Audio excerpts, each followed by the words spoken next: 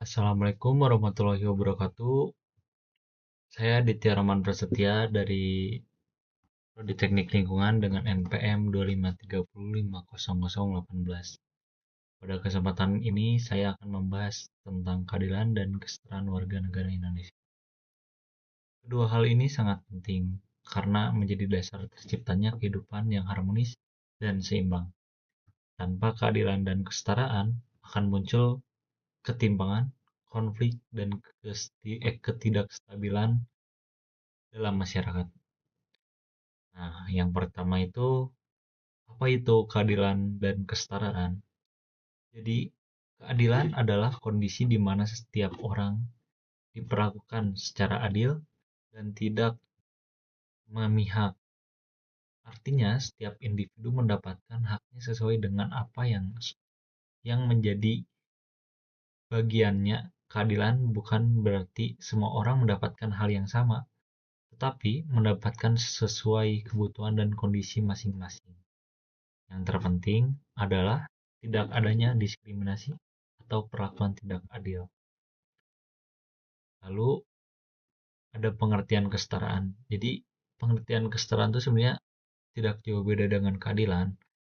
Kesetaraan berarti bahwa semua manusia memiliki derajat yang sama.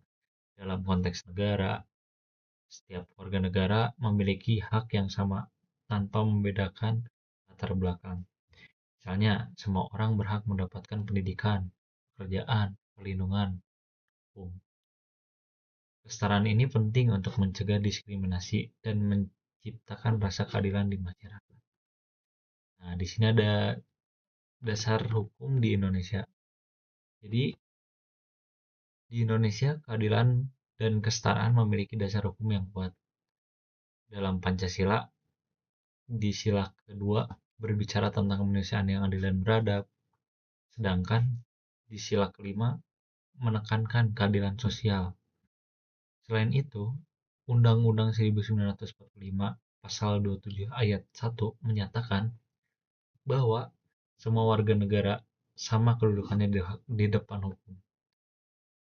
Dan di pasal 28D ayat 1 juga menjamin setiap orang berhak atas perlakuan yang adil. Hal ini menunjukkan bahwa keadilan dan kesetaraan dijamin oleh negara. Prinsip utama dari keadilan dan kesetaraan adalah adanya persamaan hak bagi semua orang.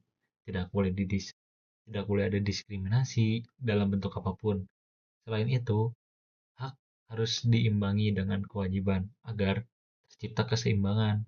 Kita juga harus menghormati hak asasi manusia sebagai bagian dari penerapan keadilan.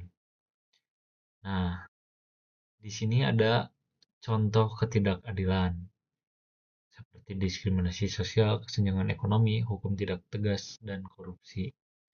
Namun, dalam kenyataannya masih banyak terjadi ketidakadilan. Ya, seperti contoh yang tadi sudah saya jelaskan, diskriminasi terhadap kelompok tertentu, kesenjangan ekonomi juga menjadi masalah besar, di mana ada perbedaan yang jauh antara yang kaya dan yang miskin. Menegakkan hukum yang tidak tegas serta praktik korupsi juga memperparah ketidakadilan di Indonesia.